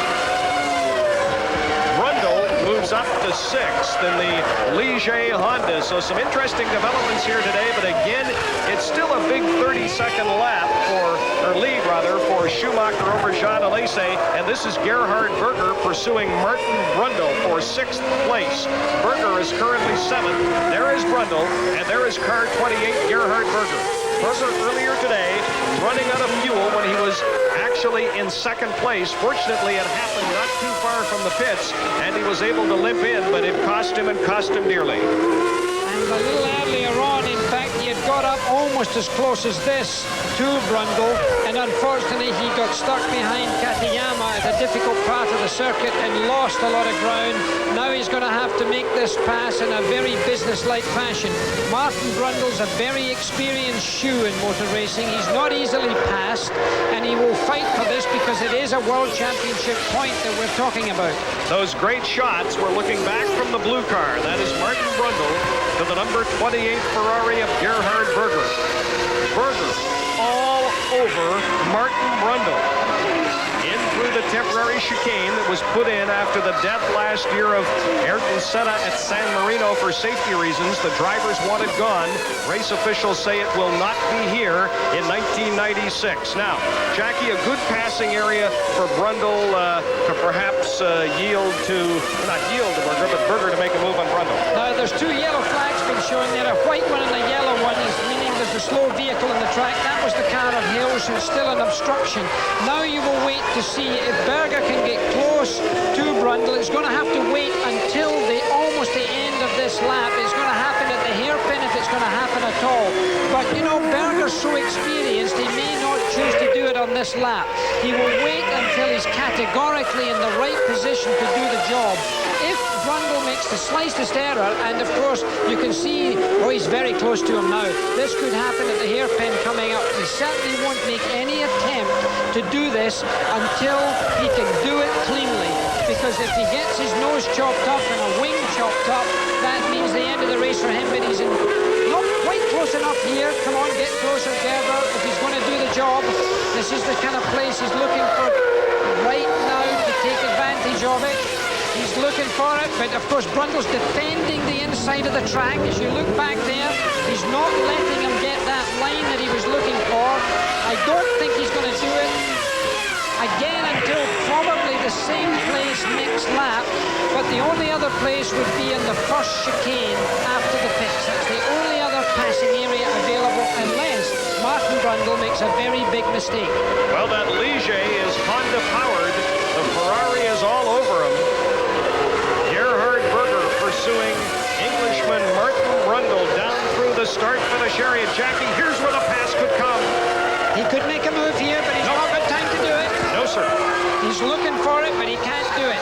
Oops, he got the back end came out of the Ferrari as well. That would shake him a little bit. He's lost a little bit of ground because of a little traction being lost. Look at the gap. You see, it only takes a breath of air by a driver making the tiniest error, and he loses that tremendous advantage. Now, the next thing that's going to happen is the question of whether he's got Panis ahead of him, whether he's going to be able, Brundles can get through Panis quicker than Berger can do. Now here... That's Salo right in front of him. Mika Salo, car number 4 in the Tyrrell Yamaha. Salo is running 9th, and Brundle and Berger are running 6th and 7th, and they're about to lap him. Well, let's see what happens here. If he can get alongside him in the right place, that could help Martin Brundle. But again, we've got going into the hairpin, the same position as he had before, but the little mistake he made cost him the opportunity to be able to be really in a place of command. Now, if Brundle can get through in this next section, passing Salo, that would be a tremendous advantage to him. Great camera work by our post-broadcast technicians from Radio Canada here in Montreal as we capture this battle. There is Mika Salo, Martin Brundle, and Gerhard Berger into the start-finish area. Berger getting slightly loose again. Now this is going to be a real traffic jam going into turn 1. I don't think anybody's close enough to do the job other than Berger making a try for it, but he can't do it. There you're looking from again behind Martin Brundle's car. You can see how close Berger is right now, and he hasn't done a job yet. He hasn't got... Brundle can't get alongside Salo. Salo's Tyrrell running very well. Salo, very talented young man. The man who's leading this trio at the present time. Michael Schumacher's lead is 31 seconds over Jean Alesi. It's a pretty one-sided race up at the front, but there is some great racing going on here. Positions 6, 7, and 8. Watch the hairpin coming up. It's only in 2 corners tight. Berger's ready for it. Martin Brundle will move to the right of the racetrack and try and block Berger from getting through. And at the same time, he might try to get Salo, but he doesn't. Oh, Salo's moved over, I think. Yep, Salo's moved over, and he's allowed Berger to come through as well. That's a big advantage for Berger, but look, Berger's lost time. That's exactly what happens, what you do get up behind other cars, because you don't get the ideal line. As we take a break in Montreal, it's Michael Schumacher now with a 33-second lead over Jean Alesi, pursued by Barrichello, Irvine, Pani, Brundle, and I'll tell you, look at that, right behind Brundle is Berger. The CBC is, without argument, one of the great news gathering organizations in the world. The CBC Morning News, weekdays at 7. Back in Montreal, Berger is still pursuing Martin Brundle. Brundle is 6th. Berger is 7th. Down to the west end of the island through 57 laps. It's a 69-lap race. Michael Schumacher has now increased his lead to 34 seconds over Jean Alesi. Barrichello is 3rd. Irvine is 4th, and the two Jordans, once again, Formula One, not competitive up front and really a one-sided show. Fortunately, some great racing going on back in the field between Martin Brundle and Gerhard Berger. Well, Gerhard Berger again showing his experience. He was really dropped back by the passing of a slower car, and he lost a lot of ground. And that in Schumacher. Michael Schumacher is stopping. That is Michael Schumacher, the race leader. Michael Schumacher with the red paint on his nose. Schumacher is in some sort of difficulty on the north side of Ile Notre Dame and is coming to a stop. Will Ferrari win for the first time since 1985 in Canada? And will Jean Alesi get his first ever Grand Prix victory? That's what it looks like right now. But remember I said, don't leave the television set. These things can change. Jackie, what would it be? It's obviously not fuel. We saw Berger run out of fuel early. He still has power in the car. The Minardi trying to get by him in this chicane. What would the problem be? Well, it could be electrical. It could be almost anything. Look at the Ferrari flags. The Ferrari fans are going absolutely nuts here in Montreal as they know with Schumacher in trouble, Jean Alesi will likely assume the lead. He could be stuck in one gear. It's not been unknown for electronic gearboxes to have that kind of problem. He's driving back very calmly. He's now in the pit lane. He'll be on the radio. The pit will know exactly what's going on. As we look at Schumacher in the pits, I'm going to look at the start-finish area. I'll let you know when Jean Alesi goes by, and he's through for the day, it appears. Changing steering wheels. There must be something on the steering wheel that's gone wrong with his gear selection. He actually changed the steering wheel. That's an amazing thing. The steering wheel has been changed. Is that the reason for coming in? Is it an electrical fault? Jean Alesi has gone by. Jean Alesi in Ferrari has taken the lead in Montreal over Michael Schumacher with 58 of 69 laps complete. They've changed the steering wheel, but it's obviously much more than a steering wheel problem. So it's now Jean Alesi and Ferrari leading, followed by the Jordans of Barrichello and Irvine. Alesi with an 11-second lead over Rubens Barrichello. Irvine is 3rd. Schumacher is still listed as 4th. He will drop down quickly, followed by Pani, Brundle, Berger, and Morbidelli. Well, there's only 10 laps of this race still to run, but if there's more to it than the steering wheel, that's something that we're looking at right now. They're really looking at everything. You can see he's talking in his headset. Now he's got it started again by the looks of it, and off he goes. Now he is coming back into the race. You're on board with Michael Schumacher down pit row where the speed limit is 120 Ks. He is currently running 7th. The leader, now by 23 seconds over Rubens Barrichello, is Jean Alesi and the number 27 Ferrari. Ferrari with a win by Berger last year in Germany. A win here in '85 by Michele Alboreto. It is Jean Alesi's 31st birthday. There he is. Also Jackie Stewart's birthday. And Jackie, we were saying earlier today, 90 career races and never a victory. Well, it's an amazing thing, and what a birthday present this would be. With 10 laps to go, Jean Alesi leads the race. He's not often in that position. He's never often been in that position. And of course, he will know exactly what's been going on by his communication system. But he's driven a hard race. It wouldn't be one of the great races races in the sense of winning out front. Barrichello now is 22.2 seconds behind him, followed by Eddie Irvine and the other Jordan. Olivier Panis is fourth, Martin Brundle is fifth, and Gerhard Berger is still struggling to get past Martin Brundle. So this is a great performance, of course, for Ferrari, just what they needed. And my goodness, they're really holding their breath now in the pits, and Maranello. Well, Jean Alesi has been second 6 times, including twice so far this season. And Gerhard Berger in the other Ferrari is trying to go past Martin Brundle to move into 5th place. Berger is 6th, but he doesn't do it. And he's lost ground again. He's lost the valuable ground again. You watch an acceleration. Brundle will again take an advantage. You know, Brundle's very experienced, and really Berger's an old fox. He's been stalking him for ages. Brundle's certainly no chicken. He knows exactly where to go. You can see the attempt to go past there. He tries to pull alongside. He's in the wrong line. Look, he's pushing, he's pushing, he's pushing. Brundle didn't give in. Brundle could have given in. A lot of young drivers would have done that, but you are not talking to a young driver of inexperience with Martin Brundle. But what a battle this has been.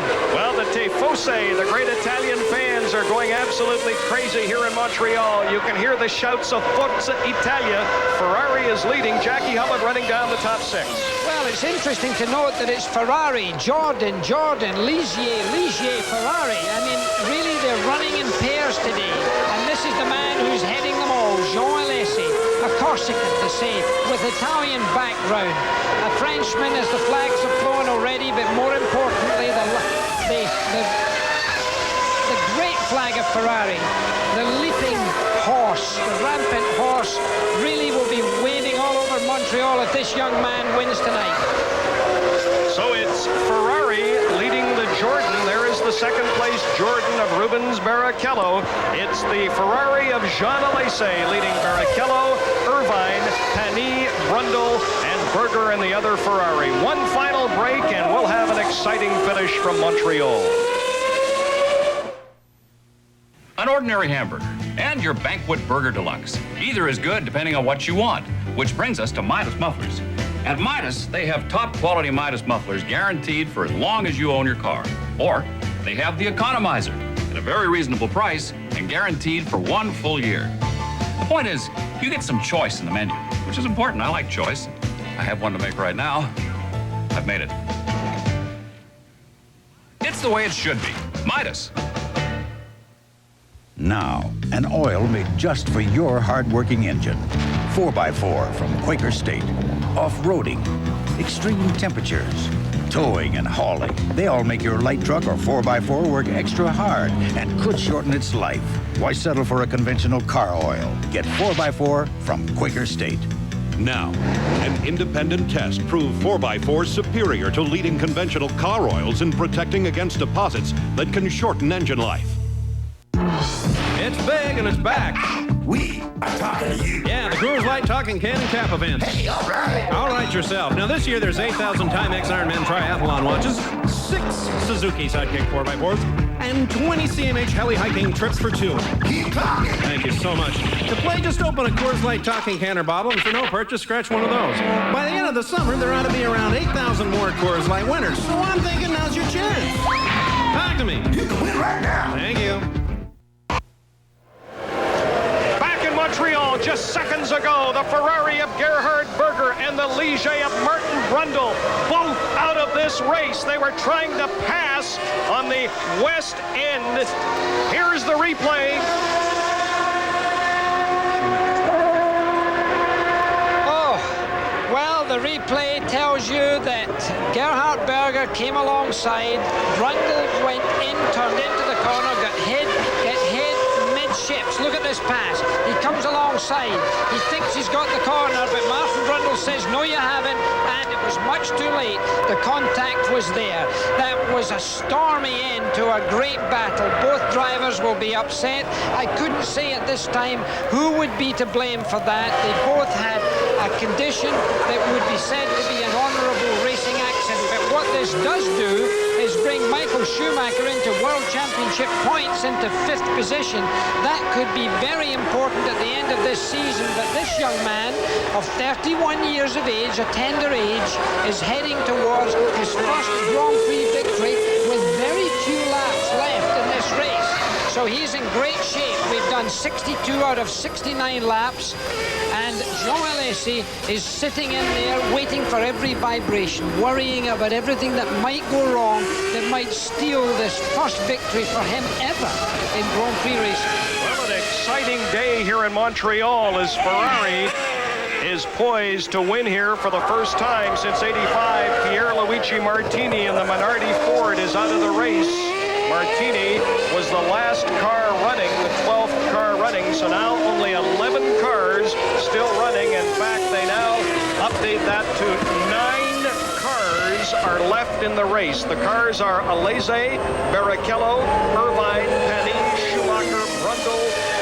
No, Brundle and Berger are out. Morbidelli, Salo, and Bador. So a great story here developing for the Ferrari fans as Gerhard Berger's Ferrari is lifted off the track. His teammate Jean Alesi is the leader, looking for his first victory in his 91st career Formula One race. He's been second place this year, Argentina and San Marino. What a guilty party this is going to be as Gerhard Berger walks back with Martin Brundle. Martin Brundle is walking back in his own right past our commentary position right now, a disappointed man because he, after all, was in the World Championship points. There he is, there you see him. Very experienced driver, still keeps his earplugs in, very noisy place he's walking. Gerhard Berger is not yet to be seen on his walk back. There is Eddie Irvine. Irvine driving for Jordan is third. His teammate Rubens Barrichello is second. And they both trail the lead Ferrari of Jean Alesi. So Berger trying to pass Martin Brundle. Both cars are out of the race. Michael Schumacher had a big 30-second lead when he was forced to pit. Jackie thinks it's an electronical problem. Something wrong with the electrical system, but he had to come in, lost valuable time. Schumacher is back out and currently running in 5th place. There's Frank Williams and David Coulthard, the young Scottish driver with the Canadian girlfriend, Andrea Murray from Winnipeg. Well, this is something for Eddie Jordan and Peugeot. This is a little big Christmas present with only an early Christmas for them. Maybe a birthday present for Jean Alesi, but it is a big Christmas present for Peugeot, who are right now running in 2nd and 3rd position. They must be happy troopers. It's been a very changeable Grand Prix, and there they come out of the chicane right in front, and that's Eddie Jordan you're looking at right now coming down past the pit. It's been an amazing race from the mechanical point of view. Schumacher, it would be interesting to know if Barry Gill can find out if in fact it was an electrical problem in that car. I suspect it was because the onboard computer would tell them all of that information. The Jordans poised for their, I would say, the best day ever for Eddie Jordan, finishing 2nd and 3rd. And we have Pani and Alesi standing 4th. Schumacher, the defending world champion, defending Canadian champion, is 5th, followed by Morbidelli. And now Mika Salo, driving for Ken Tyrrell, is running 7th. And at this time, Michael Schumacher has just recorded the fastest lap of the race, which you would have expected now that the car is all shod with new tires and he's all bright-eyed, bushy-tailed and rather upset. There is Michael Schumacher. Michael Schumacher is 5th. He is exactly 1 minute behind the leader, Jean Alesi. He will not even... And he's 14 seconds behind Panis, and that's quite important. 4 laps to go. 4 laps to go as we look at the lead Ferrari, and there is the Ferrari garage.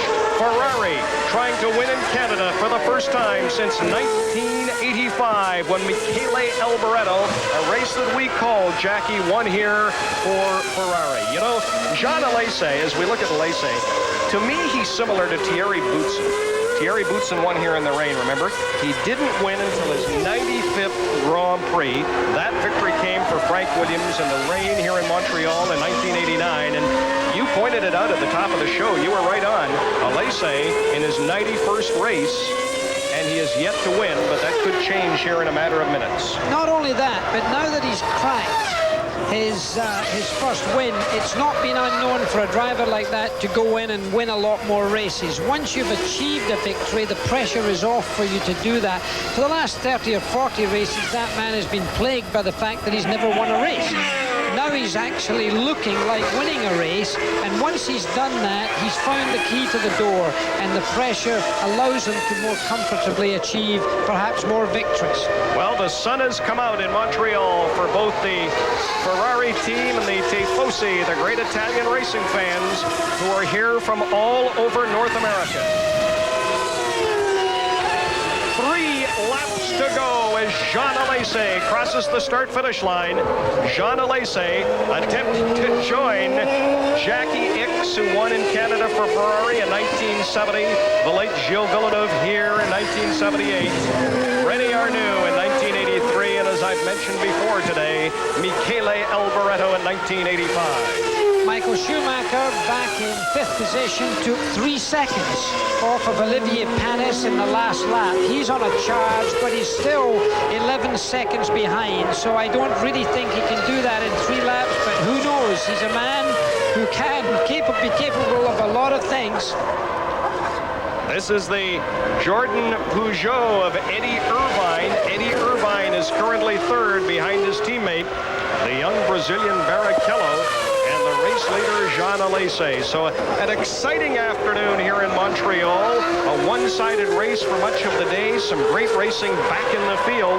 But I'll tell you, Jackie, it's the best race we've seen here in many years, probably going back to Thierry Boutsen's win in the rain in 1989. I think you're right, Brian. And the other great thing about it, it hasn't put the World Championship too far outside of Damon Hill's grasp with regards to Schumacher dropping out after Damon Hill dropped out and David Coulthard dropped out. So it's quite a big issue, that. Now here's a story that Ken Tyrrell Jr. is pointing out, that Panis in the Ligier is beginning to catch Eddie Irvine. Panis is running 4th. There is a dejected Gerhard Berger. There is Berger, who at one point today was running 2nd when he ran out of fuel.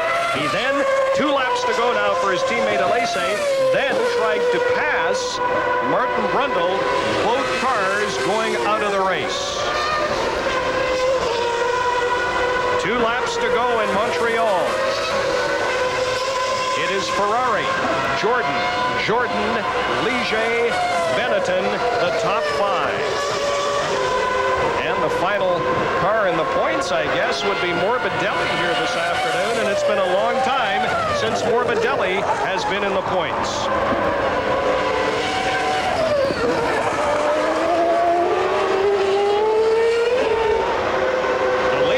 Car 27, the Ferrari of Jean Alesi, as he goes around the east end of the island, the hairpin turn, pursuing one of the Minardis. That is the Minardi of Luca Badoer, the young Italian driver. So Ferrari about to win for the first time in Canada in many, many years. And he's certainly not pushing to get past that car, is he? He's really backed off. He doesn't want to make any mistakes. He's 29.4 seconds in the lead. He's not going to take any chances at all. There they go. He's on his last lap right now. 1 lap to go. This is going to be a cautious last lap.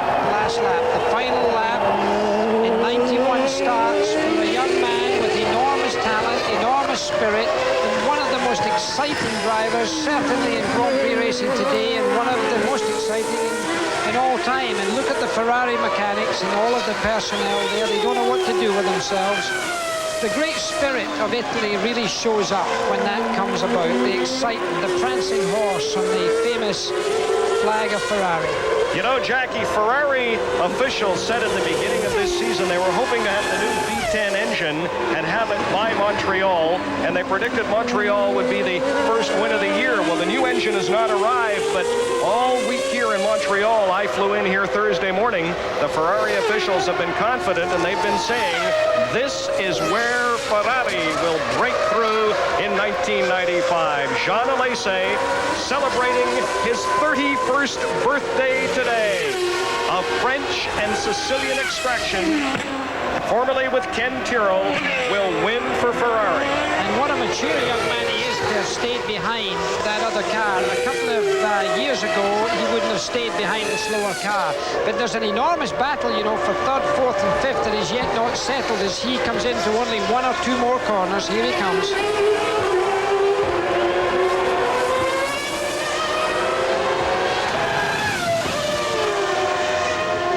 Forza Italia! Ferrari wins the Molson Canadian Grand Prix. Jean Alesi on his 31st birthday, his 91st career race, winning for the first time. Rubens Barrichello is second for Jordan. Jordan is third. Eddie Irvine. The fans are coming out onto the track near the broadcast booth. Cars still out on the track. Quite a battle here as the two Jordan cars. That's Barrichello second. And look at this, people out on the track with the cars still racing. Barrichello pursued by Eddie Jordan. The fans are storming the track, celebrating Ferrari's victory. Jackie, I've never seen anything like this. Well, I've seen it before, but the race is not finished yet. The race is not over, and these fans are everywhere, mostly carrying Ferrari flags, but there'll be a terrible bit of business here. There may well even be fines for the Grand Prix organisers here because this is simply not allowed. It cannot be done. They've broken through the fences. This is very serious because there's a lot of cars have not yet crossed. There comes the car of Penny on the top of the screen. There is Penny's car. And Schumacher's up behind him. This is very, very bad. This could end in tears. Let's hope it doesn't. But remember, they haven't all crossed the finishing line.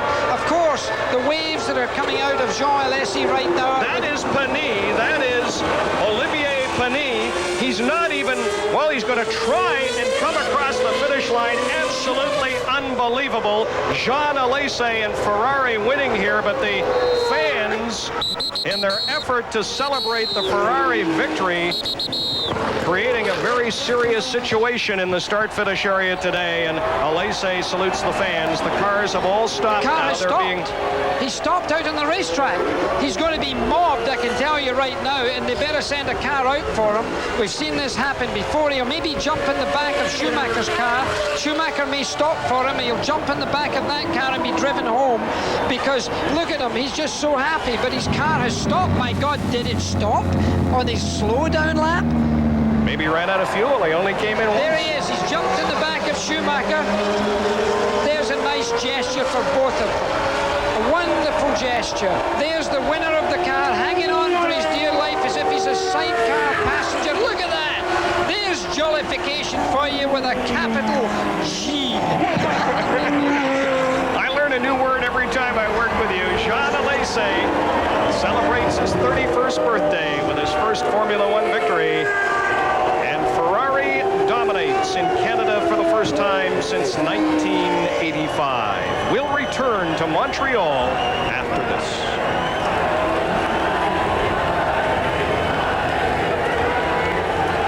Well, just a tremendous crowd down pit row, and that's to be expected with Ferrari winning for the first time since Germany last year, the first time in Canada since Alboreto in 1985. Here are the official results. Jean Alesi. Ferrari Jackie Stewart is a big story, but I'm going to tell you, equally as large is the fact that, look at this, Jordan's second and third. We talked about a competitive season. Ligier, Schumacher, the world champion, had mechanical problems. And how about Gianni Morbidelli with the first point ever for the footwork team? Michael Schumacher with a 7-point lead in the world standings. Hill did not finish today. Alesi is still part of the picture, very much part of the picture now. And Ferrari is the only team to be in the points in all 6 races this year. Jackie Stewart, it was a great victory for Ferrari, a great victory for Jean Alesi, but it's marred somewhat by the, and you got to say, stupid reaction of some of these fans. There could have been a tragedy here. We showed you before commercial, they were managed to stop the cars because it was a long straightaway, but someone could have been killed. Well, it was a mindless rush of people who went in front of the cars while the race was still in action because many of the cars had not crossed the finishing line, and it could have been a tragedy. We could have taken out 5, 10, up to 30 people could have been seriously injured or killed, and that is highly irresponsible. Now, unfortunately, there's going to be repercussions about that because remember, many of those cars would still have been doing 130, 140 miles an hour. I'm afraid the organisers of the race may well be fined heavily. At the very least, they'll be reprimanded heavily, and they will have to do better jobs with regards to marshalling in 1996, as well as they will have to put up better fences that are more secure. So I'm afraid the performance that we've just seen, however exciting it was for all of them, was very bad for the sport. On the other hand, we can't take anything away from the fact that Jean Alesi celebrated today his first Grand Prix victory on this, his 31st birthday. And I think we should hear, I was going to interrupt you and say happy birthday to you. We'll do that in just a minute, but they tell me we now have a clip from the birthday boy, Jean Alesi.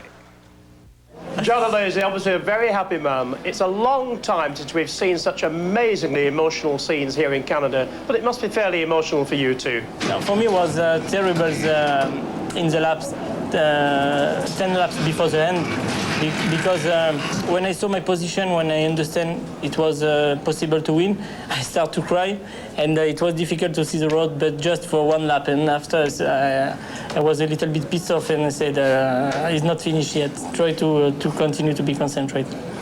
I mean, if somebody wrote this in a novel, your 31st birthday, Ferrari here in Canada, and when we talked to you before the race, you talked about winning your first race in car number 27, Gilles Villeneuve's car, and here you are in French Canada winning it. I mean, how does that feel? Well, you know, in Ferrari, so many stories about position on the start, car number 27, places like Canada, like Monza, Imola. Many times before the start, people came to me to say, look, in the past, the 8 years ago, 19 years ago, it was like that, and you are in the same position, so you will win. And always something happened in wrong. And now everything happened, and nobody came to tell me anything, so I'm very happy. So Ferrari have now won 105 Grand Prix. You won your first Grand Prix. What about the rest of the season? Well, you know, the rest of the season, first of all, we are going to the French Grand Prix now, so it's very important for me. And in Ferrari, we start with the car very, very well. We had some engine problem during the winter, and slowly we improve in many ways, reliability and also power. Now we have something very competitive, and I'm sure this victory helped everybody to get back and maybe to fight for the World Championship. And your two championship rivals both had problems. Damon, no points, Schumacher fifth. Yeah, you know, the championship will be anyway very long. So what is important is to get a lot of points, to be always in a good position, and I'm sure the last 3 races will be very interesting. Thank you very much, Sean. Congratulations, and thanks for all the Canadians. Happy birthday to Jean Alesi. Happy birthday to my partner of many years, 3-time world champion Jackie Stewart. Well, thank you very much. It was an exciting race. It maybe wasn't won from the front by Alesi, because there was Schumacher up there was Hill up there was Coulthard up there. All of them went out for various reasons. Schumacher was able to continue and caught up valuable World Championship points, but Jean Alesi got his first win, and I think he may now go on, now that he's broken his duck, to several more victories. Ferrari are competitive. They've announced their arrival today here in Montreal. And of course, you and Alesi are the same age, is that right? That's correct. All right, yes, we'll see you next year. On behalf of my partner, the 3-time world champion Jackie Stewart, and Barry Gill, I think the operative phrase here today in Montreal and all over North America is Forza Italia. Ferrari and Jean Alesi win in Montreal. And now for Jackie Stewart, Barry Gill, our production and technical staff, I'm Brian Williams. Hope you enjoyed what was an exciting race. So long, everybody, from Grand Prix Molson to Canada in Montreal.